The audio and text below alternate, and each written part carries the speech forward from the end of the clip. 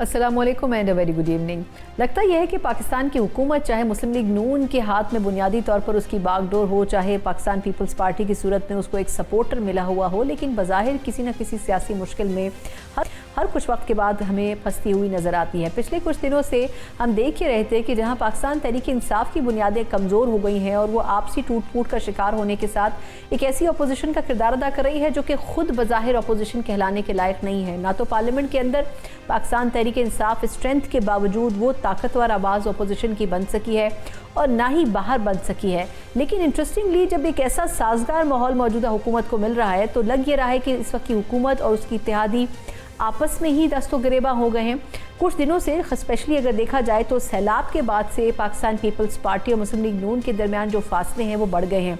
शुरुआत तो इसकी सिंध में नहरें निकालने की बात से हुई थी और कुछ अर्से पहले इसके ऊपर बड़ी डिबेट हुई थी और पीपल्स पार्टी ने बड़ा एक स्ट्रॉन्ग स्टांस लिया था कि सिंध से नहरें नहीं निकाली जाएंगी। लेकिन हमने देखा कि उसके बाद वो माहौल उस तरह साजगार नहीं रहा और अब सैलाब के बाद जब हम ये देख रहे हैं कि सिंध में पाकिस्तान पीपल्स पार्टी की तमाम तर पॉलिसीज़ की वजह से, प्लानिंग की वजह से किसी हद तक उतना डैमेज नहीं हो सका, वहीं पंजाब में डैमेज कंट्रोल के नाम के ऊपर बहुत से ऐसे काम किए गए या उनकी कोशिशें की गई जिनके वो नताइज नहीं मिल सके और इसी वजह से पंजाब फ्लड से बहुत ज़्यादा इफ़ेक्ट हुआ। इसमें एक ऐसी डिबेट चल पड़ी जिसमें पाकिस्तान पीपल्स पार्टी और नून लीग की तमाम जो सूबाई सतह की लीडरशिप है वो आमने सामने भी हुई और उनके दरमियान बयानात की भी बौछार होती रही। BISP Benazir income support programme जो है उस पर बिलावल भुट्टो साहब ने कुछ दिनों पहले इसका हवाला दिया और कहा कि इसके ऊपर काम होना चाहिए। लेकिन उस पूरे स्टेटमेंट को जिस तरह कंट्रोवर्शियल करने की कोशिश की गई उसमें आम आदमी का तो फ़ायदा नहीं हुआ, लेकिन पाकिस्तान की दो बड़ी पॉलिटिकल पार्टीज़ जो हैं वो आपस में दस्तो गरेबा हो गई और उसका नतीजा ये निकला है कि मरियम नवाज़ साहिबा भी पिछले 2 दिनों से इनडायरेक्टली निशाना बना रही हैं पाकिस्तान पीपल्स पार्टी को। पीपल्स पार्टी की तरफ से उनको निशाना बनाया जा रहा है और आज हमने देखा कि फाइनली अयाज सादिक साहब को बैठना पड़ा पीपल्स पार्टी की लीडरशिप के साथ और उनसे बात करना पड़ी क्योंकि पीपल्स पार्टी के वॉकआउट की वजह से ऐवान भी 2 दिन की कार्रवाई के बाद मजीद नहीं चल सका। ये मामला कहाँ तक जाएगा? क्या वाकई बज़ाहिर अगर पाकिस्तान पीपल्स पार्टी की बैसाखियाँ निकाल दी जाएँ तो क्या मुस्लिम लीग नून की हुकूमत कायम रह सकेगी या फिर नहीं, ये भी एक बड़ा सवाल है। लेकिन ऐसे सिनेरियो में जब इम्पोर्टेंट तरीन ओहदों के ऊपर पीपल्स पार्टी अपना कब्जा जमा चुकी है, क्या वाकई पीपल्स पार्टी भी ये तमाम चीज़ें छोड़ने के रास्ते पर गामजन होने का सोच सकती है? इन तमाम चीज़ों के ऊपर बात करेंगे प्रोग्राम के पहले सेगमेंट में और उस पर बात मेरे साथ मौजूद हैं पाकिस्तान पीपल्स पार्टी के सीनियर रहनुमा नैयर हुसैन बुखारी साहब।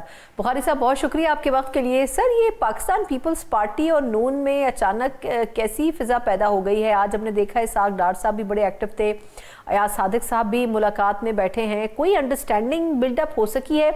बज़ाहिर तो ऐसा लग रहा है कि कुछ ऊपर की जो लीडरशिप है उसने कंट्रोल करने की कोशिश की है नून लीग के अंदर भी मामलात को। पीपी इससे कितनी मुतमईन हुई है? शुक्रिया। गुजारिश ये है कि ज़्यादा ज़िम्मेदारी PMLN पे बनती है, उनकी क़यादत पे, उनकी कैबिनेट के मेंबर्स पे और उनके जो चीफ मिनिस्टर साहब हैं या उनकी जो कैबिनेट है। बिलाशुबा पंजाब में तो शायद उनको किसी कोलिशन पार्टनर की ज़रूरत नहीं, लेकिन वफाक में वो कोलिशन पार्टनर के बगैर हुकूमत में नहीं बैठ सकते और ये कोई मिसअंडरस्टैंडिंग है या इस किस्म की, मैं समझता हूँ कुछ यंग लॉट जो है पर्टिकुलरली पंजाब में जो कैबिनेट मेंबर्स हैं वो तो चीज़ों को या तो समझ नहीं पाए, जो इख्तलाफ उनको है जिसको वो तनकीद समझते हैं वो तनकीद नहीं है चेयरमैन बिलावल भुट्टो की, वो तो एक सजेशन थी। भला आप सजेशन ना मांगें लेकिन आप इस बात का तो एहसास करें कि जो टोन और टेनर आप इख्तियार कर रहे हैं ये वफाकी सतह पे मामलात को ख़राब कर देगा और ये जो पॉलिटिशियंस सूबे में बैठे हैं वो ज़्यादा एक्सपीरियंस हैंड भी नहीं है। फर्स्ट टर्म है मरियम नवाज़ साहिबा की, पॉलिटिक्स में भी खासी बिलेटेड आई हैं, थोड़ा बहुत मुश्किल वक्त ज़रूर गुजारा, लेकिन उनको ये एक्सपीरियंस नहीं है जो एक्सपीरियंस उनके वालिद साहब के पास है या उनके चचा के पास है, जो मामलात को अपने कोलिशन पार्टनर्स को किस तरह लेके जा सकते हैं। तो हुकूमत को कभी एग्रेसिव नहीं होना चाहिए बल्कि टॉलरेंट होना चाहिए, तो इनको टॉलरेंस शो करनी चाहिए थी।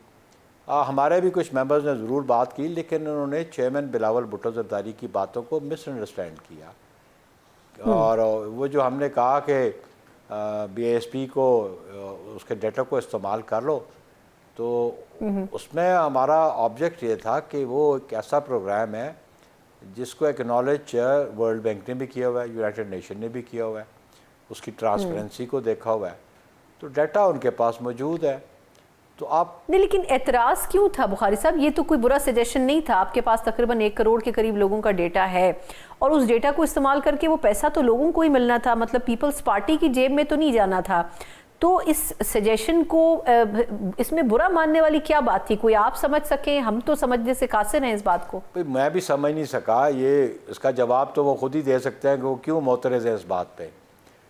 ہم نے تو ایک تجویز دی تھی، ہم نے تنقید تو نہیں کی، اور ہم نے ڈیفیشنسیز کو پوائنٹ آؤٹ کیا۔ میرے چیئرمین نے جو ڈیفیشنسیز ہیں ریلیف کے معاملے پہ یا ری ایبلیٹیشن کے معاملے پہ، ان کو آئیڈینٹیفائی کیا، اور ہم نے یہ تو نہیں کہا کہ آپ نہیں کرو گے تو ہم یہ کر دیں گے، ہم نے تو یہ کہا کہ ان کا خیال رکھا جائے۔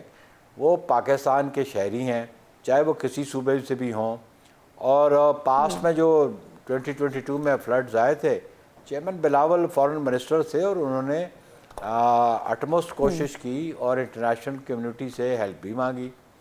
تو اس میں کیا حرج ہے کہ آپ بین الاقوامی طور پہ دیگر ممالک سے اگر آپ امداد کی بات کرتے ہیں یا انٹرنیشنل ڈونر سے بات کرتے ہیں، اس میں حرج کی بات تو نہیں ہے، یا یہ پہلی دفعہ تو نہیں ہوگا۔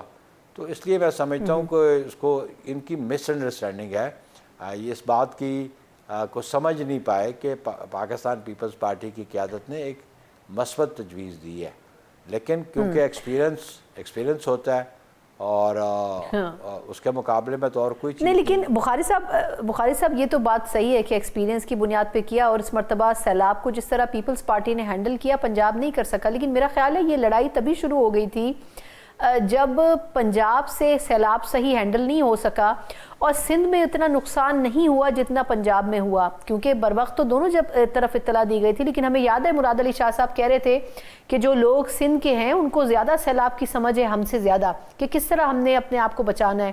تو آپ کے خیال میں یہ پلاننگ پنجاب میں نہیں کی گئی، اور جو نقصان ہوا، کیونکہ آج بھی مریم صاحبہ کہہ رہی تھی کہ پنجاب میں جتنا نقصان ہوا ہے کہیں اور نہیں ہوا؟ بلا شبہ دیکھیں، پنجاب میں سیلاب جو ہے after long time, I still recall 1973 بھی ایک سیلاب آیا تھا۔ اس دفعہ یہ ہوا کہ وہ جو آپ سمجھیں کہ ستلج از اے ڈیڈ ریور آلموسٹ، اب اس پہ جتنا پانی آیا اور جتنا پانی ہندوستان نے چھوڑا، اور وہ اس قسم کا دریا ہے کہ اس کے ریور بیڈ پہ لوگوں نے مکانیت بھی کر لی ہے، اور لوگوں نے کاشتکاری بھی شروع کی ہوئی ہے، کیونکہ اس میں تو سیلاب والے چانسز کم ہوتے تھے، کیونکہ انڈیا میں اس پہ بیراج بنے ہوئے ہیں اور وہ پانی یوٹیلائز کرتے تھے۔ اس دفعہ بارشیں ہندوستان میں بھی زیادہ ہوئیں، اور آبویسلی انہوں نے پانی ڈاؤن اسٹریم آنے دیا، اس سے نقصانات ہوئے۔ چناب سے ہوا نقصان، راوی جو بہت کم پانی فراہم کرتا تھا، کیونکہ انڈس واٹر ٹریٹی کے نیچے یہ دریا تو ان کے پاس تھے، اور ان پہ انہوں نے ڈیمز بنائے ہوئے، اور پہلی دفعہ وہ پانی، بارشیں بھی زیادہ ہوئیں کلائمیٹ چینج کے حوالے سے، کلاؤڈ برسٹ کے حوالے سے، تو مینٹلی اور انتظامی طور پہ میرا خیال ہے وہ پنجاب انتظامیہ کوپ اپ نہیں کر سکی۔ لیکن یہ نیچرل ڈیزاسٹر ہے، ان کو ہمت سے، حوصلے سے ان کا مقابلہ کیا جاتا ہے، اور بالخصوص اس کے 3 اسپیکٹس ہوتے ہیں کہ فرسٹ از دی ریسکیو، کہ آپ لوگوں کو وہاں سے بچائیں، پھر ریلیف ہے، اور جن کیمپس میں رکھنے آپ نے ان کو ریلیف پروڈکٹس دینے ہیں، گڈز دینے ہیں، اور پھر ری ایبلیٹیشن۔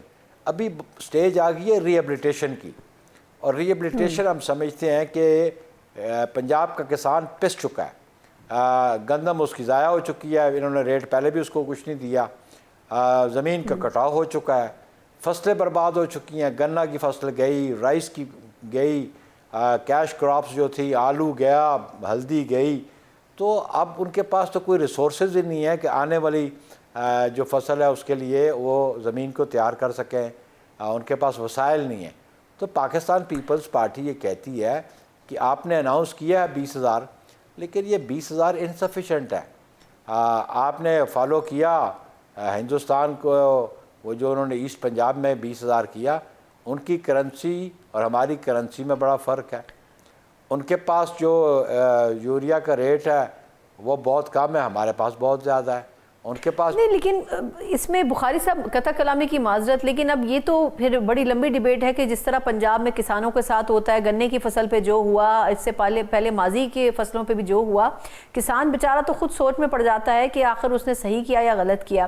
لیکن میں اسپیسیفکلی آپ سے یہ جاننا چاہوں گی کہ کیا اب معاملات کسی حد تک کنٹرول ہو گئے؟ آج بھی مریم صاحبہ مری میں فرما رہی تھیں کہ ہم وعدے نہیں کرتے، ہم باقاعدہ منصوبے جو ہیں وہ بناتے ہیں اور ان کو مکمل کرتے ہیں. پتہ نہیں وہ پی پی کو سنا رہی تھیں یا پی ٹی آئی کو سنا رہی تھیں، لیکن آپ کے خیال میں جو سٹیٹمنٹس وہاں سے آ رہے ہیں وہ کوئی بہت اچھے نہیں آ رہے. کبھی عظمہ بخاری صاحبہ فرما رہی ہیں کہ مریم صاحبہ کی کارکردگی سے لوگ حسد کر رہے ہیں.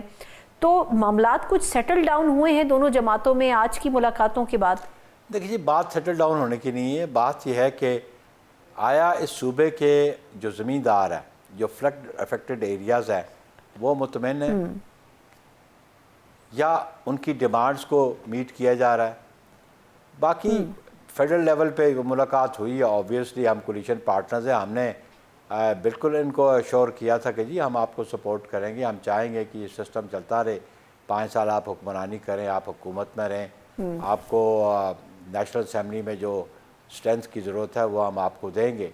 ان کو اس بات کی سمجھ آ جانی چاہیے سی ایم پنجاب کو اور اس عظمہ بخاری کو اور مریم اور عزیب صاحبہ کو کہ یہ ینگ لاٹ ہے کہ دیکھیں آپ اسمبلی کا اجلاس نہیں کر پائے.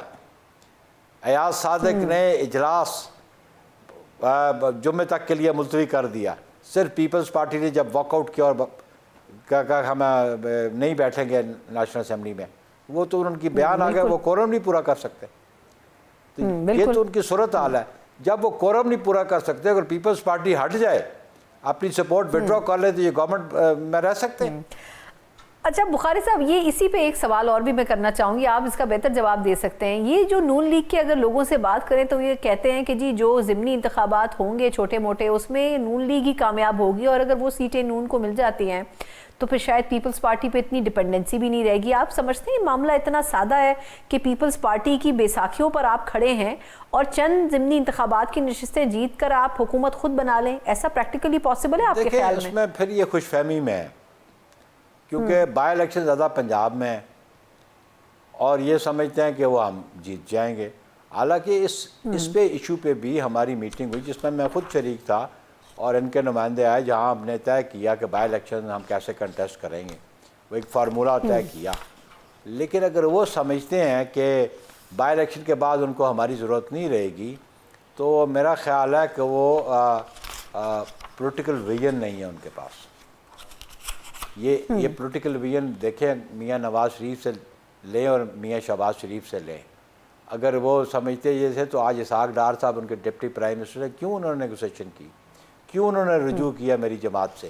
کیوں میرے ممبر اسمبلی نیشنل اسمبلی جو ہماری کمیٹی ہے اس سے رجوع کیا اور گفت و شنید کر رہے ہیں؟ اور اگر یہ سمجھتے ہیں کہ ہمارے بغیر چل سکتے ہیں، پھر بھی 169 ان کے پاس پورے نہیں ہوں گے. کتنی سیٹیں ہیں؟ 30 سیٹیں ہو جائیں گی نا. تو صحیح. تو اس لیے یہ ان کی مس کیلکولیشن ہے، اور اس مس کیلکولیشن کی وجہ سے اس سسٹم کو ڈیریل نہ ہونے دیں. یہ غلط فہمی میں ہے، اور پیپلز پارٹی نے سسٹم کے لیے بڑی قربانی دی ہوئی ہے. اس لیے اگر سسٹم ڈیریل ہو گیا تو کسی کی یاد کچھ نہیں آئے گا. اس کو یہ سمجھ آنی چاہیے. بہت بہت شکریہ نیئر حسین بخاری صاحب. سر یہ پاکستان پیپلز پارٹی کے سینئر رہنما. یقیناً آج کی اہم ملاقاتیں جو پیپلز پارٹی اور نون کے درمیان ہوئی ہیں، کسی حد تک بات چیت تو ہوئی ہے، لیکن یہ کہنا قبل از وقت ہوگا کہ سارے مسائل دونوں پارٹیز کے بیچ میں ختم ہو گئے ہیں. لیکن یہ واضح نظر آتا ہے پیپلز پارٹی سے کہ وہ بہرطور کوشش ضرور کریں گے کہ اس حکومت کے ساتھ مستحکم اتحادی کی صورت میں اپنی پوزیشن کو برقرار رکھیں، تبھی یہ حکومت قائم رہ سکتی ہے. ایک مختصر وقفے کے بعد ہم تھوڑا سا ٹیررزم کے حوالے سے بات کرنے جا رہے ہیں. دہشت گردی کے بارے میں بڑی کلیئر پالیسی اسٹیٹ کی نظر آتی ہے، اور دیکھا جائے تو جس طرح قلعہ قمع اب بلوچستان میں دہشت گردوں کے خلاف کیا جا رہا ہے، فتنہ و خارج کے خلاف کیا جا رہا ہے، یقیناً اس کے آنے والے وقت میں نتائج بھی دیکھنے کو ملیں گے. کس حد تک اس کے اوپر مزید کام کرنے کی ضرورت ہے، اس پہ بات کریں گے ایک بریک کے بعد. ब्रेक के बाद एक बार फिर आपको खुशामदीद कहते हैं। जहां दहशत गर्दी की बात हो, बड़ा क्लियर ये नज़र आता है कि स्टेट की एक वाज़ेह पॉलिसी है और वो पॉलिसी दहशत गर्दों के खिलाफ उसमें ना सिर्फ ये कि बड़ी क्लैरिटी मौजूद है, बल्कि अब ये भी तय हो चुका है कि किस हद तक दहशत गर्दी का खात्मा करना है। और सबसे पॉजिटिव चीज़ ये है कि पाकिस्तान की टेररिज्म के हवाले से जो अप्रोच थी, ख़ास तौर पर उन लोगों की, उन अनासिर के हवाले से जो पाकिस्तान की ज़मीन को दहशत गर्दी के ख़िलाफ़ इस्तेमाल कर रहे थे, पड़ोसी ममालिक की ज़मीन को पाकिस्तान के ख़िलाफ़ इस्तेमाल कर रहे थे, अब वो जो एक नैरेटिव है पाकिस्तान का, उसको पूरी दुनिया में इंडोर्स ज़रूर किया गया। और इसी वजह से हम देख रहे हैं कि बलूचिस्तान में ख़ास तौर पर जो कई दफ़ा दहशत गर्दों के ख़िलाफ़ कार्रवाइयाँ हैं, जिसमें रिसेंटली कोयटा और शीरानी में जो सिक्योरिटी फोर्सेस का आज का ऑपरेशन जिस हवाले से अपडेट आई, उसमें भी फितना और खारिज का एक बड़ा नंबर दहशत गर्दों का मारा गया। लेकिन ये सिलसिला रुकता हुआ महसूस नहीं हो रहा है जब तक कि आखिरी दहशतगर्द का खात्मा ना हो जाए। लेकिन अगर इसको हम पैरेलल खैबर पख्तूनख्वा के तनाजुर में देखें तो वहाँ सिचुएशन बड़ी मुख्तलिफ नज़र आती है। वहाँ एक बड़ी रुकावट खैबर पख्तूनख्वा की हुकूमत की अपनी पॉलिसीज़ भी हैं, फिर दहशत गर्दों से बातचीत के बारे में भी बार बार कहा जाता रहा, और सबसे बढ़कर ये कि दहशत गर्दी के ख़िलाफ़ जंग में अफ़गानिस्तान की तरफ जाकर उनसे बातचीत करना भी एक ऐसा नुक्ता है जो कि KP की पॉइंट्स टेबल के ऊपर मौजूद है। किस हद तक इन तमाम चीज़ों की वजह से मसाइल पैदा हो सकते हैं दहशत गर्दी के ख़ात्मे के लिए, इसके ऊपर भी बात करेंगे। और दूसरा, बैनुल अक़वामी सतह पर जो तब्दीलियाँ हो रही हैं, इसके ऊपर भी बात करेंगे। इस सेगमेंट में तफसीली इस पर बात करने के लिए मेरे साथ मौजूद हैं सीनियर दिफाई तज्ज़ियाकार रिटायर ज़ाहिद महमूद साहब। ज़ाहिद साहब से thank you so much, studio में आप पहली दफ़ा तशरीफ़ लाए। सर, मैं पहले स्पेसिफिकली पाकिस्तान के पर्सपेक्टिव में जानना चाहूँगी, मैं दोनों प्रोविंसेस के बारे में आपसे एक कलेक्टिव सवाल करूँगी कि ये जो बलूचिस्तान और KP में हम टेररिज्म के ख़िलाफ़ ऑपरेशन कर रहे हैं, इसकी इवेंचुअली आपको नताइज कितने अरसे बाद मतलब हम महसूस कर सकेंगे? क्योंकि अभी जो फ्लो या मोमेंटम बना है वो मेरा ख्याल है माजी में बड़े अरसे से हमने नहीं देखा। जी, बिस्मिल्लाहिर्रहमानिर्रहीम। सना, thank you very much for the invite और it is always player being at your show. देखिए, टेररिज्म के ख़िलाफ़ या ये एक ऐसी वॉरफेयर है जो ज़्यादातर और हाइब्रिड के साथ इसका जो मिक्स करके उसका एक इंस्ट्रूमेंट ऑफ पॉलिसी के तौर पे, इंस्ट्रूमेंट के तौर पे यूज़ हो रहा है, तो ये ज़्यादातर ग्रे जोन में भी रहता है। जी, आप ब्लैक एंड वाइट में न डेट्स दे सकते हैं, न थ्रेट को to be very honest perceive कर सकते हैं। आज इस थ्रेट को सपोर्ट हासिल है, जैसे अभी पाकिस्तान के खिलाफ जो भी थ्रेट इस्तेमाल हो रही है, फितरत और हिंदुस्तान और खवारिज दोनों जो है, इनको एक प्रॉक्सी स्पॉन्सर स्टेट की सपोर्ट हासिल है। बिल्कुल। अब उस प्रॉक्सी स्टेट के कुछ ऑब्जेक्टिव्स हैं, उससे पहले इनको कुछ और सपोर्ट्स हासिल थी। अच्छा, उसके ऑब्जेक्टिव्स को अचीव करने के लिए वो अकॉर्डिंगली अपने उनको टेलर करते रहते हैं, उनके कभी चीज़ें बढ़ाते हैं, तो इसका कुछ टाइम लाइन देना इज़ वेरी चैलेंजिंग। बट जो सिल्वर लाइनिंग है, या जो मैं बात कॉन्फिडेंस से बड़ा कह सकता हूँ कि हमने पास्ट में बेस किया, it is doable and Pakistan will do it. असल चीज़ है, पाकिस्तान के पास कैपेसिटी है टू फाइट इट, पाकिस्तान के पास कैपेबिलिटी है to fight it, most importantly Pakistan has a will to fight it. आपकी अगर देख रहे, आपकी विल ही खत्म करवाना चाहते हैं ना, कि टू फाइट अपने नैरेटिव्स को, अपनी चीज़ों को पुश करने के लिए। पास्ट में हमारी, टू बी वेरी ऑनेस्ट, शुरू में 2007-8 में या 3-4 में, 7-8 में तो खास तौर पे बहुत कामयाबी हासिल कर ली। देन वी 2014 हो गया, APS का सामने हो जाता है। APS के सामने के बाद हमने देखा कि बहुत जबरदस्त क्रैकडाउन था। जी सर, क्लियर एंड होल्ड तो बहुत अच्छा हो गया। आपने एरियाज भी क्लियर कर, आपको सवात याद होगा, आपको बाजोड़ याद होगा। उसके बाद 7-8 में वो भी क्लियर हुआ। फिर 14 के APS के बाद, APS पे जो क्लियर होल्ड, जो मिलिट्री पार्ट है, जो सिक्योरिटी फोर्सेस का रोल है, वो तो हो जाता है। ठीक, बिल्ट इज वीक, जहाँ पे गवर्नमेंट का जहाँ पर से बिल्कुल इसका एक मिलिट्री डोमेन के साथ साथ जो सोशल पॉलिटिकल डोमेन है, उसके साथ साथ भी आपने मूव फॉरवर्ड करना होता है। ये नहीं हो सकता कि पहले मिलिट्री से एक environment create, military will keep giving you the environment. जब भी आप कहेंगे एनवायरनमेंट, सैक्रिफाइसेस ह्यूज, बिल्कुल अनबिलीवेबल अभी तक हैं और बड़ी हुई हैं। और हमें पता था कि बुनियानुल मरसूस के बाद ये अब बढ़ना है, क्योंकि they have reached to a conclusion कि कन्वेंशनल डोमेन में भारत को भी पता चल गया, इंटरनेशनल कम्युनिटी को पता चल गया कि भारत के कॉन्टेक्स्ट में Pakistan is not bending down, वो न एक इंच पीछे हटेगा न बेंड करेगा। तो इसीलिए पाकिस्तान के साथ अब मुल्क जुड़ भी रहे हैं। लेकिन जो हमारा सोशो पोलिटिकल है, इसकी ओनरशिप देखें, नेशन के सामने मैं सिर्फ एक ही चीज़ कहूँगा, ये जो वॉर भी होती है, ये जो मिलिट्री ऑपरेशन या बातें हम कर रहे हैं, ये भी it is all politics, it is a political instrument. आपके जो ऑब्जेक्टिव्स हैं कि जी हमने सेव करना है, अपने एरियाज को सेव करना है, हमने पाकिस्तान के एजेंडाज को परसू करना है, जो भी आपके पॉलिटिकल, वो नैरेटिव बिल्डिंग जो है वो बेसिकली सियासतदानों ने करनी होती है। अच्छा, इसमें वार भी उन्होंने नहीं लड़नी है, military is subservient to them. وہ جس طریقے کی وہ وار چاہتے ہیں ویسی وہ ملٹری ان کو لڑ کے دے دے گی, کیونکہ وہ نمائندے بیٹھے ہیں جی لوگوں کے. عوام کا اور افواج کا جو کنیکشن ہے نا, اس میں موسٹ امپورٹنٹ آسپیکٹ یہ پولیٹیکل لیڈرشپ ہوتی ہے. کنیکٹنگ برج بیسکلی وہی ہے. اچھا, اب اس میں سر ایک بڑا انٹرسٹنگ پہلو ہے بلوچستان میں. بڑی بات اگر ہم کریں, آپ جیسے ایکسپرٹس جو ہیں وہ یہ کہتے ہیں بلوچستان کی سچویشن بالکل ڈفرینٹ ہے, کے پی کی بالکل ڈفرینٹ ہے. اب اگر دیکھا جائے تو میں آپ سے پولیٹیکل کویشچن نہیں کروں گی, لیکن وہ گھوم پھر کے پھر چلے ادھر ہی جاتا ہے. کے پی کی جو گورنمنٹ ہے وہ آپ کے خیال میں کیوں بار بار ڈائلاگ کی بات کرتی ہے؟ مجھے یاد ہے وہ پی ٹی آئی کا جو ٹینیور تھا اس میں کہتے تھے کہ یہ دہشت گردوں کو ہم مین اسٹریم دھارے میں لائیں گے, ان کو سیٹل ڈاؤن کریں گے. وہی دہشت گرد ہمارے گلے پڑ گئے پھر بعد میں. آپ کے خیال میں وہ جو ڈائلاگ کی بات چیت ہے, کیا دونوں صوبوں میں الگ الگ اسٹریٹجی ہونی چاہیے ٹیررزم کو کاؤنٹر کرنے کے لیے؟ دیکھیے اوور آل تو اسٹیٹ کا نیریٹو ہے, اس کے اوپر ہی آپ جو لارجر فریم ورک ہے وہ آلموسٹ ایک جیسے, لیکن دونوں کی اپلیکیشن جس چیز پہ جنگ وہ لڑ رہے ہیں, جو ڈرامہ کر رہے ہیں جھوٹ کے اوپر مبنی, وہ دونوں ڈفرینٹ ہیں. ان کے پی کے یہ ان کا وے آف لائف شریعت کو دوبارہ لانا چاہتے ہیں, شریعت والے کانٹیکسٹ میں یہ لڑتے ہیں. بالکل بیچ میں جب دیکھا کہ یہ پٹ گیا یہ فارمولا لوگوں کو, کے پی کے سینسیبل پیپل دے ایگزیکٹلی نو کہ یہ اس کا شریعت سے کوئی تعلق نہیں ہے, تو انہوں نے اس کو پختون ملیٹنٹ ونگ کا بنایا کہ پختون کی ڈیپریویشن شو کر دیجیے کہ پختون کے ساتھ بڑی زیادتی ہوتی ہے. تو آپ نے بیچ میں دیکھا ہوگا social disruptive movements Pakhtun related بیچ میں لوگ بھی آ گئے.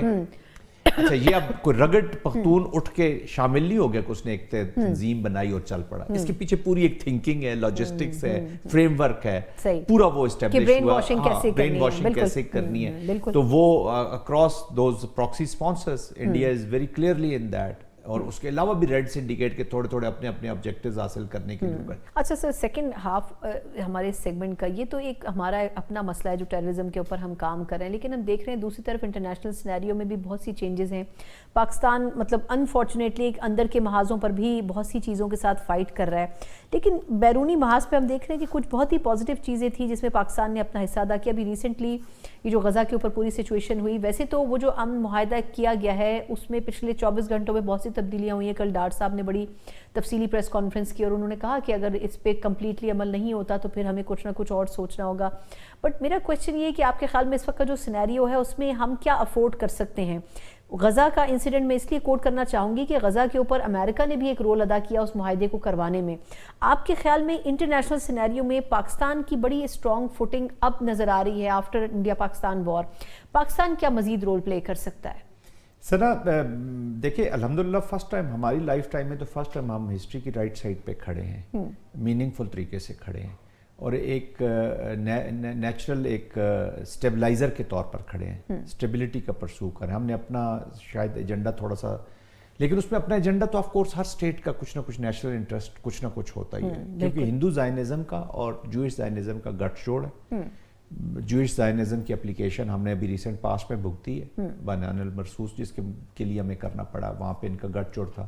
ایکچولی جیسے اسحاق ڈار صاحب نے بڑا ایکسپلیسٹلی ایکسپلین کر دیا, ٹرانسپیرنسی کے ساتھ پوری قوم کے سامنے رکھ دیا کہ یہ بات چیت ہوئی تھی, 48 گھنٹے ہمیں دیے گئے تھے تاکہ اس کو ہم دوبارہ وہ مسودہ لے کے گئے. پھر انہوں نے جو مسودہ دیا اسی میں امینڈمنٹ کی انہی 8 ملکوں نے, جو امریکن مسودہ ہے, تو وہ ایک ایگریڈ اپون ٹائپ مسودہ چلا گیا. اسی کے بعد پھر آنے کے بعد اسلامک کنٹری ممالک نے اپنے بتایا جی کہ ایک اس طرح فارمولہ آ رہا ہے, and we are standing with that formula. اس کو اون کیا کیونکہ انہیں یہ نوئنگ فلی ویل کہ یہ والا ڈرافٹ ہو جائے گا. پھر کشنر صاحب نے اور جو بھی بیٹھے انہوں نے جو بھی بات چیت کی ہے اس کے اوپر جو ابھی ڈرافٹ پھر بعد میں سامنے آ رہا ہے, اب وہ فائنل ہے یا نہیں ہے وہ that is yet to be seen. وہ it is little different, it is little different جو ڈیسائیڈ ہوا تھا, تو وہ پریٹربنگ ہے ان ملکوں کے لیے. اب وہاں پہ انہوں نے ابھی دیکھیں تو میرے پاکستان کا آپ نے پوچھا کہ پاکستان کیا کر سکتا ہے. پاکستان کو ایک تو ابھی یہ جو 8 ممالک ساتھ آپ کے کل ڈار صاحب بڑا کیونکہ وہ کلیئر کہہ رہے تھے کہ پھر اس پہ دوبارہ سوچنا پڑے گا. جی بالکل سوچنا پڑے گا, لیکن پاکستان کو اب آئسولیشن میں کوئی فیصلہ نہیں کرنا چاہیے. جو آپ نے ایک گروپ کے ساتھ آپ گئے ہیں جو اسلامک کنٹریز کو ریپرزینٹ, دیکھیں نا, نمبر 1 اس میں جو اسٹیک ہولڈر ہے وہ فلسطین کی عوام ہے, فلسطین کے لوگ ہیں, فلسطین کی ریپرزنٹیشن ہے. حماس کو تو چلیں آپ بین کر رہے ہیں سارا کچھ, لیکن باقی ریپرزنٹیشن کو آپ کو کہیں نہ کہیں ٹیبل پہ ہونا چاہیے. And if you are not in the table you are in the menu, let there be no doubt. تو ان کو ٹیبل پہ لانا ہوگا, ان کے ساتھ آپ ان کو بھی شامل کریں. پھر انہی 8 ممالک کے ساتھ عرب ورلڈ کا پھر اسٹیک ہولڈرز آ جاتے ہیں, کیونکہ امیجیٹلی وہ افیکٹ ہو رہے ہیں. پھر مسلم کنٹریز آ جاتی ہے. ٹھیک ہے, آپ ابھی ہم ریویو کر رہے ہیں, پاکستان اسیسمنٹ کر رہا ہے کہ ہم نے ٹروپس کیسے کنٹریبیوٹ کر سکتے ہیں, کیا رول وہ پلے کر سکتے ہیں. اس کے علاوہ ہماری جو انجینئر سپورٹس ہوں گی وہ چیزیں آپ کرتے رہیں, لیکن آپ نے اب مل کے ان کے ساتھ چل رہے ہیں اور ان کنٹریز کے اوپر آپ افیکٹو رہیں. کہ یہ پرابلم یہ ہوئی ہے ابھی جو اینڈ اسٹیٹ مسلمان ممالک چاہتے ہیں, which is about the establishment of the Palestinian state. تو ہمیں ایک تو تھوڑا سا اس کو کوئک ایکسپیڈائٹ کروانا چاہیے. اس کو آئیڈیل سولوشن کبھی بھی نہیں ہوگا, بٹ ون ون پہ ہمیں اس کو سپورٹ کر دینی چاہیے. کم از کم یہ جو جینوسائیڈل چیزیں یہ تو رکیں for the time being. We can leave things to for another day. بالکل ٹھیک. بہت بہت شکریہ میجر جنرل جائے زاہد محمود صاحب, بہت ہی زبردست اوپینین. پاکستان کے پاس لمیٹڈ آپشنز تو ہیں, لیکن بحیثیت واحد اسلامی ممالک میں سب سے اسٹرانگ فوٹنگ کے اوپر پاکستان اس وقت موجود ہے اور بہت سی چیزوں میں بہت بہتر کردار as compared to other Islamic countries ادا کر سکتا ہے. اب دیکھنا یہ ہوگا کہ آیا کس حد تک پاکستان ان تمام چیزوں کو اچیو کرتا ہے. مختصر وقفے کے بعد کچھ پاکستان کی اکانومی کے حوالے سے IMF کا وفد پاکستان کے اندر موجود ہے, اور انٹرنیشنل سینیریو میں بھی دیکھا جائے تو اکانومی کے لیے کیا آپشنز پاکستان کے لیے کھل رہے ہیں, اس پہ بات کریں گے ایک بریک کے بعد. بریک کے بعد ایک بار پھر آپ کو خوش آمدید کہتے ہیں. جہاں بات ہوتی ہے پازیٹیوٹی کی کہ پاکستان کی اکانومی بڑی درست سمت میں جا رہی ہے اور پاکستان کے نمبرز بڑے بہتر ہو رہے ہیں, اسٹاک ایکسچینج جو ہے وہ ایک کے بعد ایک نئے ریکارڈ قائم کر رہی ہے, پھر ہم مہنگائی کو بھی سنگل ڈیجٹ میں لے آئے ہیں, یعنی کہ ہر چیز جو ہے وہ بڑی پازیٹیوٹی کی طرف جا رہی ہے. لیکن ہر کچھ وقت کے بعد پیٹرولیم مصنوعات کی قیمتوں میں اضافہ ایک ایسا بام ہے جو کہ پوری اکانومی کو الٹا سیدھا کر دیتا ہے, اور ہم دیکھتے ہیں کہ جو ایک عام آدمی ہے, عام پاکستانی ہے, وہ اس سے سب سے زیادہ افیکٹ ہوتا ہے. اب دیکھا جائے تو پاکستان کی حکومت کے دعوے اپنی جگہ, لیکن جو چیلنجز ہیں وہ بھی اپنی جگہ قائم ہیں. پھر IMF کے تمام مطالبات ہم مان رہے ہوتے ہیں, لیکن جب IMF کا جو وفد ہے وہ پاکستان آتا ہے اور مذاکرات ہوتے ہیں تو پتہ یہ چلتا ہے کہ ہم ابھی تک بہت سے ٹارگیٹس میٹ نہیں کر سکے ہیں. ان تمام پوری سچویشنز میں اگر دیکھا جائے تو پاکستان کی اکانومی اس میں تو کوئی دو رائے نہیں ہے کہ جس میں پچھلے سال جس کنڈیشن میں تھی اس سے بہت حد تک نکل آئی ہے, بہت بہتر ہوئی ہے. آگے لیکن کتنا سفر باقی ہے, کیا چیلنجز ہو سکتے ہیں, خاص طور پر پاکستان انٹرنیشنلی اب جو دیگر ممالک کے ساتھ اپنے تعلقات استوار کر رہا ہے, وہ کتنا امپورٹنٹ اس میں ہو سکتا ہے اکانومی کو بوسٹ اپ کرنے کے لیے. ان تمام چیزوں کا احاطہ کریں گے اس سیگمنٹ میں. بات کرنے کے لیے میرے ساتھ موجود ہیں بڑے سینئر اکانومسٹ ہیں, اکانومی کے اوپر ہم ان کو سنتے بھی رہتے ہیں اور پڑھتے بھی ہیں. ہمارے ساتھ ہارون شریف صاحب موجود ہیں. ہارون شریف صاحب, بہت شکریہ آپ کے وقت کے لیے. سر پہلے تو فرمائیے گا کہ یہ جو پیٹرولیم مصنوعات کی قیمتوں میں اضافہ ہے, اس کو ہم اس ایک عام توجہ کے ساتھ کنیکٹ کرتے ہیں کہ جی انٹرنیشنل مارکیٹ میں پرائس اپ ہوئے ہیں تو ہمیں بھی کرنے پڑے ہیں. کیا آپ سمجھتے ہیں کہ ہم نے مہنگائی کے نمبر کو کنٹرول کر لیا ہے, لیکن جب ان چیزوں کے ریٹس بڑھتے ہیں تو ایونچولی مہنگائی بھی بڑھ جاتی ہے, تو ہم اس فارمولے کو کیوں نہیں اب تک سیدھا کر سکے ہیں؟ جی, آئل پرائسز کو کیونکہ حکومت اپنی اوگرا کے تھرو ریگولیٹ کرتی ہے, جبکہ باقی ممالک میں جیسے آپ نے ٹریول کیا ہو تو ہر گیس اسٹیشن کے اوپر ایک آئل پرائس کا تھوڑا بہت ڈفرینس ہوتا ہے. ڈفرینٹ آئل مارکیٹنگ کمپنیز ایک دوسرے سے کمپیٹ کرتی ہیں اور اس پروڈکٹ کو اس طرح استعمال کیا جاتا ہے کہ کمپٹیشن ہے, جو سستا تیل خرید لیتا ہے, ریفائن کر لیتا ہے, وہ سستا بیچتے ہیں. جب پاکستان میں سرکار کا رول آ جاتا ہے اس کے اندر, تو پھر وہاں پر سیاست بھی آ جاتی ہے, ان کے ٹیکس کے ٹارگٹس بھی آ جاتے ہیں, کیونکہ ہیوی اماؤنٹ ایک آئل لیوی کی شکل میں لیا جاتا ہے. اور اس کے علاوہ جب گلوبل پرائسز اوپر نیچے جاتی ہیں اس کا impact, it's a combination. Having said that, حکومت کے اندر اتنی ایکسپرٹیز نہیں ہے کہ وہ ایک سرٹنٹی دے سکے کنزیومر کو کہ آئل پرائسز اگلے 6 ماہ کے لیے یہاں رہیں گی.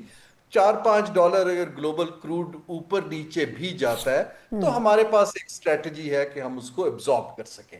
حکومت جو ہے بیسیکلی مجھے لگتا ہے اس وقت یہ ہے, کیونکہ اس وقت سیلاب کی وجہ سے اور سلو ڈاؤن کی وجہ سے ان کے ریونیو ٹارگٹس جو ہیں ان کے اوپر تھوڑا سا شارٹ فال پہلے کوارٹر کا ہے, تو اس کو میٹ کرنے کے لیے جو مختلف انہوں نے کیے ہیں انیشیٹیوز, ون از کہ ہم تیل کی قیمت کو اوپر لے جاتے ہیں, کیونکہ اس میں بڑھے گی تو ٹیکس بھی بڑھے گا اور ہمارا کچھ انڈائریکٹ ٹیکس بڑھ کے ریونیو شارٹ فال پوری ہو جائے گی. اچھا یہ بڑا امپورٹنٹ پوائنٹ ہے ویسے کہ اس طرح بھی حکومت بیلنس کرنے کی اپنی شیٹ کو کوشش کر رہی ہے. صحیح, یہ جو آئی ایم ایف کے وفد نے پاکستان میں ملاقات کرنی ہے, اوبویسلی اس میں ایک بڑا مسئلہ ہمارے ٹیکسز کا بھی ہے, لیکن اب وزیر خزانہ صاحب نے 2-3 بڑی امپورٹنٹ چیزیں کہی ہیں. انہوں نے کہا ہے کہ جی ٹیکس جو ہیں وہ نئے ٹیکسز ہم نہیں لگائیں گے. وزیر اعظم صاحب نے کل یہ فرمایا کہ اگر ہمارے تمام جو پوائنٹس ہیں وہ میٹ اپ ہو گئے اس مرتبہ کے معاہدے میں تو ہو سکتا ہے اگلی مرتبہ ہم آئی ایم ایف میں نہ ہی جائیں. تو آپ کے خیال میں یہ تمام چیزیں اس کو ہم سنہرے خواب کنسیڈر کریں, یا آپ کو لگتا ہے ریالٹی بیسڈ بھی کچھ ہم کام کر رہے ہیں؟ آج تک ایف بی آر کے ریفارمز تو ہم ٹھیک کر نہیں سکے, تو ہم کچھ اور کیسے کریں گے؟ جی سنا, دیکھیں پہلے تو آئی ایم ایف کو سمجھیے کہ آئی ایم ایف کی جو یہ ایکسٹینڈڈ فنڈ فیسلٹی ہے $7 ارب کی, اس کے جس کو آپ کنڈیشنز کہتے ہیں اس کو ان کی ٹرم میں پرائر ایکشنز کہا جاتا ہے کہ ہم یہ ایکشنز ٹک کرتے ہیں تو وہ ٹرانچ کی ریکمنڈیشن بورڈ کو بھیجتے ہیں. تو اس کے علاوہ ہمارے پاس ایک ریزیلینس اینڈ سسٹینیبلٹی ٹرسٹ کا کلائمیٹ کا بھی ہم نے اپلائی کیا تھا $1 بلین کی, وہ فیسلٹی ہے جس کے ڈفرنٹ پرائر ایکشنز ہیں. پاکستان نے میجورٹی ان کے جو 3 سٹیپ کا سٹرکچر ہے پہلے پروگرام کا, جس میں ہم فسکل ڈیفیسٹ کو ایک طرف دیکھتے ہیں کہ ہم نے ٹیکسیشن کہاں لے کے جانی ہے, خسارہ کہاں رکھنا ہے. دوسرا وہ ادارہ جاتی ریفارمز کو دیکھتے ہیں کہ اسٹیٹ اونڈ انٹرپرائزز پہ کیا کر رہے ہیں. پھر جو بڑی فالٹ لائنز ہمیں ہٹ کر رہی ہیں جیسے پاور سیکٹر ہے, اس کے ٹارگٹس ہیں. تو پاکستان نے جو میں نے پڑھا ہے اور بات کی ہے, پاور سیکٹر کے ٹارگٹس تو کافی حد تک میٹ کیے ہیں. جو بجٹ کے اندر خسارہ آئے گا, آئی تھنک اس کو ہم فلڈز کی مد میں ان کو ریکویسٹ کریں گے کہ ویور دے دیں تاکہ ہم ریلیف دے سکیں. And I think IMF should be sympathetic. جہاں 2-3 ایریاز میں ہم نے نہیں کام کیا ہے, انہوں نے آپ کو یاد ہوگا ایک گورننس اینڈ کرپشن کی اسیسمنٹ رپورٹ کی تھی. اس کا ایک پرائر ایکشن تھا کہ اس کو پبلک کیا جائے, جو ہم نے پبلک نہیں کیا ہے. ایک اور اس کا ایکشن تھا کہ ہم جو سرکاری ملازمین کے ایسٹس اس کو پبلک کریں, کیونکہ آپ سیاستدانوں کے کرتے ہیں تو اعلیٰ افسران کے ایسٹس کو بھی پبلک کریں. تیسرا جہاں سلو ڈاؤن ہے وہ یہ ہے کہ ہم اسٹیٹ اونڈ انٹرپرائزز کی ریفارم نہیں کر پائے, نہ پرائیویٹائز کر پائے ہیں. لیکن اس کے باوجود ایک اینگل میں نے 18 سال ان اداروں کی طرف سے کام کیا ہے. ایک اینگل اس کا ہوتا ہے بورڈ کا. بورڈ میں جو سب سے بڑا شیئر ہولڈر ہے یونائٹڈ اسٹیٹس, وہ اس پاکستان کے ساتھ ڈپلومیٹیکلی پازیٹیولی کنیکٹڈ ہے. تو بورڈ کے اندر اگر میجورٹی ٹارگٹس میٹ کر لیے ہیں تو ٹرانچ کی حد تک اس دفعہ ہمیں زیادہ مشکل نہیں آنی چاہیے. ہیونگ سیڈ دیٹ, جو ٹیکنیکل سٹاف ہے اس کو جسٹیفائی کرنا پڑے گا کہ جو چیزیں پاکستان نے مانی تھی وہ پوری کیوں نہیں کی. خاص طور پہ صوبوں میں جو ٹیکسیشن ہے, زرعی ٹیکس ہے, ریٹیلرز کے اوپر ٹیکس ہے, ریئل اسٹیٹ کے اوپر ٹیکس ہے, وہ اس کے قوانین تو بن گئے تھے. اب یہ اس کوارٹر میں اس کی امپلیمنٹیشن کا ادارہ جاتی فارمولا بننا تھا, تو اس میں بھی کم کام ہوا ہے. Closing on IMF جو آپ کی بات ہے, کیا ہم اس سے نکل سکیں گے؟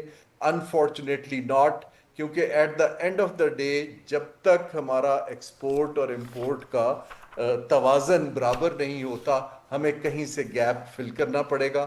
اور اس لیے ایکسپورٹ کیونکہ اتنی بڑھ نہیں پا رہی ہے, ریمیٹنسز بڑھ رہی ہیں, لیکن ایکسپورٹ کو بڑھانے کی ضرورت ہے. پھر ہم آئی ایم ایف سے, ایسٹ ایشیا بھی ایسے نکلا ہے, باقی ممالک بھی اسی طرح. درست. اچھا, ابھی آپ نے سر حوالہ دیا امریکہ کے تعلقات تھوڑے سے فورن محاذ کے اوپر پاکستان سے بہتر ہوئے ہیں, اس کا فائدہ آئی ایم ایف میں بھی ہو سکتا ہے. ہماری وزیر خزانہ صاحب نے ایک اسٹیٹمنٹ دیا, انہوں نے کہا کہ امریکہ کی جو ہمارے ساتھ ایک اکانومی کے اوپر بات چیت ہوئی ہے اس میں ایک بڑا حصہ انویسٹمنٹ کا بھی ہے, اور انیشیل سٹیج کے اوپر وہ ریکوڈک میں انویسٹ کرنے جا رہے ہیں. آپ کے خیال میں پاکستان میں اگر اس سیکٹر میں وہ انویسٹمنٹ کرتے ہیں تو پاکستان کے لیے یہ کتنا زبردست ثابت ہو سکتا ہے اکانومی کے پوائنٹ آف ویو سے؟ جی دیکھیں, یہ جو ہماری بڑی انڈومنٹس ہیں ان کو ہم ایکسٹریکٹیو انڈسٹری کہتے ہیں, جو زمین کے نیچے سے چیزیں نکالتے ہیں. اس کی صلاحیت دنیا میں چین اور امریکہ کے علاوہ بہت کم ممالک میں, ساؤتھ افریقہ میں ہے اور کچھ لیٹن امریکہ میں. اٹ آل ڈیپینڈس کہ ریکوڈیک کے اندر کوئی پریزیڈنٹ ٹرمپ نے تو انویسٹ نہیں کرنا, امریکہ تو ایک مارکیٹ اکانومی ہے, ان کی کون سی کمپنی انویسٹ کرتی ہے, ان کی اس خطے میں ٹیکنیکل صلاحیت کیا ہے. میں اگر اورنگزیب صاحب کو مشورہ دوں, میرے دوست بھی ہیں, کہ آپ ان چیزوں کو ٹرانسپیرنٹلی پبلک میں ریلے کریں کہ جی یہ کمپنی ہے اتنا پیسہ لائے گی، ان 10 ممالک میں ایشیا میں کام کر رہی ہے، تو پھر اعتماد بڑھتا ہے کمیونیکیشن سے۔ لیکن یہ ایک خوشائن بات ہے کہ اگر باہر کے ممالک ہمارے اس میں کوئی ایسی کمپنی آ جائے جس کے پاس ٹیکنیکل صلاحیت ہو، لیکن ابھی بھی ہمیں بلوچستان کے اندر انٹرنیشنل ایکسپرٹس کی فری موومنٹ اور چیزوں کو بہت کوشسلی دیکھنا پڑے گا، اور یہ تھوڑا میڈیم سے مجھے لانگ ٹرم دکھائی دیتا ہے۔ باقی امریکہ کے ساتھ جو ہمارے تعلقات ہیں، دیکھیے ہمیں سمجھنا یہ ہے کہ president of the United States وہ تو امریکہ کے اندر اس وقت انڈسٹریل ریوائیول کرنا چاہ رہے ہیں مینوفیکچرنگ کا، تو وہ آؤٹ ورڈز انویسٹمنٹ صرف اس طرح کی چیزوں میں کہ جہاں ان کو ٹھیکے مل جائیں، بلاکس مل جائیں آئل کے، منرلز کے، دوسرے وہ لانگ ٹرم ایسی تو کر رہے ہیں، بٹ جو ایک فورن ڈائریکٹ انویسٹمنٹ ہمیں چاہیے انڈسٹری میں، وہ مجھے ابھی امریکہ سے آتی کم دکھائی۔ ٹھیک، بہت بہت شکریہ ہارون شریف صاحب ہمارے ساتھ تھے، سین ماہر معاشیات ہیں اور بہت ہی زبردست انالیسس پاکستان کی اکانومی اور فیوچرسٹک پوائنٹ آف ویو سے ریجن میں جو تبدیلی آ سکتی ہے اور کس حد تک امریکہ میں ہونے والا جو ریسنٹ شٹ ڈاؤن ہے اس سے کنیکٹڈ ہے انٹرنیشنل مارکیٹ، اس کو الیبوریٹ کرے تھے۔ ایک مختصر وقفہ اور اس کے بعد ہم بات کرنے جا رہے ہیں مسلم لیگ نون سے کہ کس حد تک اس وقت پاکستان پیپلز پارٹی اور نون کے درمیان جو رفٹس موجود ہیں، آج کی کچھ اہم ملاقاتوں کے بعد کیا اس میں کچھ کمی آ سکی ہے، کیا اپنے درینہ اتحادی کو نہ کھونے کی جو خواہش ہے مسلم لیگ نون کی وہ پوری ہو سکے گی، اس کے اوپر بات کریں گے ایک بریک کے بعد۔ بریک کے بعد ایک بار پھر آپ کو خوش آمدید کہتے ہیں۔ جس طرح ہم نے پروگرام کے آغاز میں بھی ذکر کیا، پاکستان پیپلز پارٹی اور مسلم لیگ نون کے درمیان جہاں ایک طرف ہم کشیدگی دیکھ رہے ہیں، وہیں جو پارٹی کی سینئر قیادت ہے وہ یہ کوشش کر رہی ہے کہ ان مسائل کو مزید طوالت نہ دی جائے۔ ہم نے دیکھا ہے کہ اسحاق ڈار صاحب یا صادق صاحب اور اس قسم کی دیگر اہم ترین مسلم لیگ نون کی شخصیات نے ملاقات کی ہے۔ پاکستان پیپلز پارٹی کی جو ریزرویشنز ہیں ان کو ایڈریس کرنے کی کوشش بھی کی گئی ہے، اور خاص طور پر یہ بھی کوشش کی جا رہی ہے کہ جو بیان بازی کا سلسلہ ہے دونوں جماعتوں کے بیچ میں، اس کی روک تھام ہونی بھی بڑی ضروری ہے۔ کس حد تک مسلم لیگ نون اس حوالے سے تیار نظر آتی ہے، اس کے اوپر تفصیلی بات کریں گے پروگرام کے اس سیگمنٹ میں، اور اس پر بات کرنے کے لیے میرے ساتھ موجود لیگ نون کے سینئر رہنما بھی ہیں اور کوارڈینیٹر بھی ہیں وزیر اعظم کے، رانا احسان افضل صاحب میرے ساتھ موجود ہیں۔ رانا صاحب بہت شکریہ آپ کے وقت کا۔ اب پہلے تو رانا صاحب فرمائیے گا کہ وفاقی حکومت ایفرٹس تو کر رہی ہے اس وقت پیپلز پارٹی کو منانے کے لیے، آپ سمجھتے کیا ہیں کہ یہ اچانک ایسا کیا ہوا ہے پیپلز پارٹی اور نون کے درمیان کہ دونوں میں اتنی لفظی جنگ شروع ہو چکی ہے؟ بسم اللہ الرحمن الرحیم۔ دیکھیں، بات یہ ہے کہ یہ جو نکتہ چینی کا ایک سلسلہ شروع ہوا، اس کا آغاز پی ایم ایل این سے نہیں ہوا۔ پیپلز پارٹی نے فلڈز کے حوالے سے تجاویز دیں، اور جو ہے وہ اس کے ریاکشن میں مریم نواز صاحبہ نے، جو کہ چیف منسٹر ہیں پنجاب کی، اور آبویسلی وہ اپنی ڈومین میں رہتے ہوئے انہوں نے پنجاب کے حوالے سے بات چیت کی، تو یہ بیک اینڈ فورتھ ہوا۔ لیکن اس میں کوئی شک نہیں ہے کہ پیپلز پارٹی ہمارے اتحادی ہیں اور ان کا ساتھ جو ہے وہ بڑا امپورٹنٹ ہے۔ تو میں سمجھتا ہوں کہ یہ بات چیت سے یہ معاملہ جو ہے بالکل طے پا جائے گا، کوئی سیریس کنسرن نہیں ہے۔ فلڈ سے ریلیٹڈ جو ہے وہ پوائنٹ سکورنگ شروع کی گئی پیپلز پارٹی کی طرف سے، پھر جب ان کو جواب ملا تو انہوں نے اس کا اعتراض کیا۔ تو یہ معاملہ ایسا نہیں ہے جو کہ کوئی کور ہمارے جو پرابلمز یا کوئی فنڈامنٹلز میں کوئی ایشو ہو، تو ان کو انشاءاللہ ریزالو کر لیا جائے گا۔ یہ فرمائیے گا کہ ایاز صادق صاحب کی قیادت میں اور اسحاق ڈار صاحب کی قیادت میں بھی ایک گروپ بیٹھا ہے پیپلز پارٹی کے ساتھ اور ان سے بات چیت کی ہے، کیا ان کے ایشوز ایڈریس کیے گئے ہیں، ان کو یقین دہانی کیا کروائی گئی ہے، اور آپ کیا سمجھتے ہیں کہ کیا ایسا کوئی سینیریو ہو سکتا ہے جس میں پاکستان پیپلز پارٹی اس اتحاد سے واک آؤٹ کرنا کی کوشش کرے؟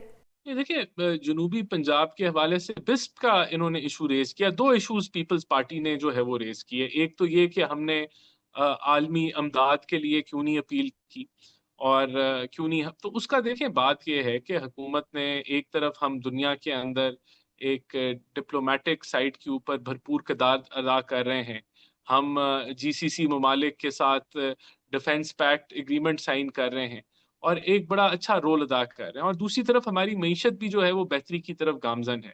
تو ہم یہ سمجھتے ہیں کہ کوئی چند ملین ڈالر کے لیے ہاتھ پھیلانا یا امداد مانگنا وہ کوئی ایک ایسی پالیسی نہیں ہے جس کو وفاق پرسو کرنا چاہتا ہے۔ اس بنیاد پہ ہم نے اپیل نہیں کی، اس کا جواب بھی ہم نے دیا۔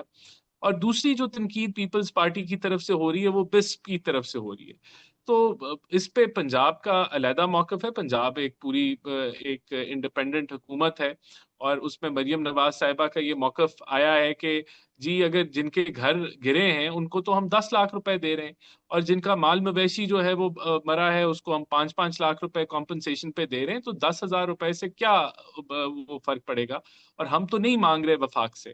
تو ان کا یہ موقف ہے. لیکن وفاق کی طرف سے جو وفاقی حکومت ہے اس نے کہا ہے کہ اگر آپ کوئی ایسا پیکج دینا چاہتے ہیں بسپ کے ذریعے فلڈ افیکٹیز کو, تو اس میں صوبہ بھی کنٹریبیوٹ کر سکتا ہے, اور یہ ایسا سبجیکٹ نہیں ہے جس پہ کوئی دروازے بند ہیں, ہم بات چیت کر سکتے ہیں, اور ابھی ریہیبلیٹیشن کا سلسلہ تو سٹارٹ ہوا ہے. تو میں نہیں سمجھتا ان دو بڑے جو ایشوز جن کے اوپر back and forth TV talk shows پہ بات چیت ہوئی ہے, کوئی اور میجر کوئی ایسا ایشو ہے جس کی بنیاد پہ یہ ہماری بات چیت کامیاب نہیں ہوگی یا یہ ایشوز ریزالو نہیں ہوں گے. تو یہ کوئی ایسے ایشوز نہیں ہے کہ جس پہ کوئی ہماری ضد ہے اور جس پہ کوئی پیپلز پارٹی کی ضد ہے. آپ آپس میں بیٹھیں گے, لاجکلی بات چیت ہوگی تو یہ ریزالو ہو جائیں گے ایشوز. لیکن رانا صاحب اگر دیکھا جائے تو مرتضیٰ وہاب صاحب جو کہ خود بھی بلاول کے خاصے قریب ہیں, انہوں نے بھی آج بیان دیا ہے کہ مریم بی بی صاحبہ پہ اگر کوئی بات کریں گے تو مسلم لیگ نون والے بھی ناراض ہوں گے اور مریم صاحبہ بھی ناراض ہوں گے. آپ کیا سمجھتے ہیں کہ کیا وہ جنوبی پنجاب پہ جس طرح بات کر رہے ہیں, فنڈنگ کے اوپر بات کر رہے ہیں, صوبوں کی اور تمام ایشوز کے اوپر بات کر رہے ہیں, تو آپ کو نہیں لگتا کہ یہ بیسیکلی صوبوں کے حوالے سے جو جنگ ہے وہ جو ان کی ریسورسز ہیں ان تک محدود نہیں رہی بلکہ اب سیاسی قیادت تک چلی گئی ہے؟ دیکھیے میرے خیال سے یہ نعرہ ایکسپائر ہو چکا ہے کہ جنوبی پنجاب جو ہے وہ محرومیوں کا شکار ہے. ایسا نہیں ہے.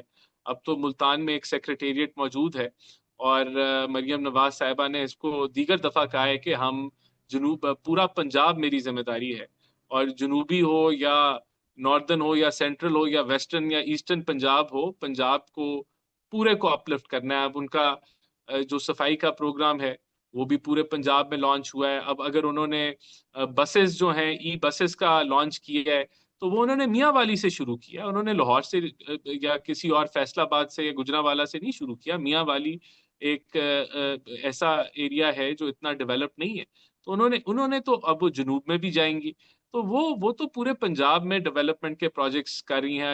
اگر جو دوائیوں کا جو دہلیز پہ دوائیاں پہنچائی جا رہی ہیں وہ بھی پورے پنجاب میں ہے, تو بالکل یہ جنوبی پنجاب والا جو ریٹرک ہے یہ اب یہ ویلڈ نہیں ہے. لیکن ہمیں یہ ضرور پوچھنا چاہیے کہ سندھ میں کیا ہوا ہے. 17 سال جو اے ڈی بی کے بجٹ سندھ حکومت کو ملے ہیں وہ کیا انہوں نے سکھر میں لگائے ہیں, جیکب آباد میں لگائے ہیں, میرپور خاص میں لگائے ہیں؟ کیا انہوں نے یہ جو شہر ہیں یہ شہر کہلانے کے قابل ہیں؟ کیا ادھر بیسک نیسیسٹیز موجود ہیں, سکولز ہیں, یونیورسٹیز ہیں, کالجز ہیں؟ تو یہ دیکھیں بالکل ان چیزوں کا کمپیریزن بھی ہونا چاہیے, میڈیا کو بھی دکھانا چاہیے کہ اس کے برعکس اگر آپ گجرانوالہ چلے جائیں, آپ ساہیوال چلے جائیں, آپ سیالکوٹ چلے جائیں, آپ فیصل آباد چلے جائیں, آپ ملتان چلے جائیں, آپ بہاولپور چلے جائیں, آپ بہاول نگر چلے جائیں, تو ان کا انفراسٹرکچر جو ہے وہ بڑا بہتر ہے, وہ شہر کہلانے کے قابل ہیں, وہاں بہت ساری ڈیولپمنٹ ہوئی ہے, روڈ نیٹ ورک اچھا ہے. لیکن یہی جب آپ انٹیریئر سندھ میں جاتے ہیں تو وہاں آپ کو لگتا ہے آپ 50 سال پہلے چلے گئے. تو 17 سال سے جو پارٹی ادھر حکومت کر رہی ہے اس کو اس کا حساب ضرور دینا چاہیے, اور یہ کوئی پوائنٹ سکورنگ نہیں ہے. وہ اگر ڈیولپمنٹ کی ہے تو بتائیں کہ کیا ڈیولپمنٹ ہے, اور میڈیا دکھائے کہ وہاں کس طرح کا انفراسٹرکچر ہے, وہ کتنا روبسٹ ہے. تو یہ چیزیں تو جو ہے یہ اگر صحیح رپورٹنگ ہو تو اس پہ حقائق کے اوپر بات ہونی چاہیے. لاسٹلی میں یہ جاننا چاہوں گی کہ پاکستان تحریک انصاف کے بانی جو قائد ہیں ان کے حوالے سے خبریں آ رہی تھی کہ ان کو کسی علیحدہ جیل میں منتقل کرنے کی ایفرٹس جو ہیں وہ کی جا رہی ہیں, اور آنے والے وقت میں توشہ خانہ 2 کے حوالے سے بھی کوئی امپورٹنٹ ڈیسیجن آنے والا ہے. آپ کی کیا اطلاعات ہیں اس بارے میں؟ دیکھیے سزا تو جوڈیشری نے دینی ہے, ان کے خلاف کافی مضبوط کیسز ہیں اور ہمیں انتظار کرنا ہوگا فیصلے کا کہ جوڈیشری کیا سزا سناتی ہے. لیکن بالکل توشہ خانہ 2 کے اندر ہمارے نزدیک وہ گلٹی ہیں, لیکن فیصلہ جو ہے وہ جوڈیشری کا ہوگا. اور دیکھیں دوسری بات یہ کہ خان صاحب کدھر ہیں, ان سے کون مل رہا ہے کون نہیں مل رہا, حکومت کی اس پہ اتنی کوئی توجہ نہیں ہے, اور ہم نہیں سمجھتے کہ یہ کوئی اتنا ریلیونٹ سبجیکٹ ہے کہ جس کے اوپر میڈیا کے اوپر ڈیبیٹ ہو. وہ ان کو 14 سال کی سزا ہے, جب تک ہائی کورٹ سے ان کو کوئی ریلیف نہیں ملتا وہ بھی سزا کاٹ رہے ہیں. اور یہ کوئی گورنمنٹ کی اتنی کوئی پرائرٹی نہیں ہے کہ وہ کہاں شفٹ ہو رہے ہیں کہاں نہیں شفٹ ہو رہے. یہ میٹر جو ہے جوڈیشری کا, جیل انتظامیہ کا اور خان صاحب کی سزا کا ہے, اور ان کو ان کے رائٹس ملنے چاہیے ہیں، جیل مینول کے مطابق سارے ان کے حقوق پورے ہونے چاہیے. اس سے بڑھ کے ہمارا کوئی انٹرسٹ نہیں ہے خان صاحب میں. بہت بہت شکریہ. ہمارے ساتھ رانا احسان افضل صاحب موجود تھے، وزیر اعظم کے کوارڈینیٹر ہیں، اور آبویسلی گورنمنٹ کی اس وقت جو پالیسی ہے اس میں دیکھا جائے تو پاکستان پیپلز پارٹی کے ساتھ ریزسٹنس کسی طور بھی افورڈ نہیں کیا جا سکتا ہے، کیونکہ ایک طرف آلریڈی پاکستان تحریک انصاف ایک سٹرانگ فوٹنگ پہ اپوزیشن کا کردار تو ادا کر رہی ہے، لیکن دوسری طرف اگر پیپلز پارٹی سے ہاتھ دھو بیٹھتے ہیں تو پھر اس حکومت کی جو مستحکم بنیادیں ہیں وہ کسی طور بھی مستحکم نہیں رہ سکیں گی، کیونکہ یہ جو الائنس بنایا گیا ہے یہ دونوں پولیٹیکل پارٹیز نے مل کر بنایا ہے، اور اس میں کسی طور بھی مسلم لیگ نون علیحدہ حکومت بنانے کی جو آپشن ہے اس کے اوپر نہیں جا سکتی ہے. لیکن اب دیکھنا ہوگا کہ ان تمام ایشوز کو کس حد تک ایڈریس کیا جاتا ہے حکومتی جماعت کی طرف سے. اسی کے ساتھ ہی پروگرام کا وقت ختم ہوتا ہے. مجھے اجازت دیجیے. اللہ حافظ.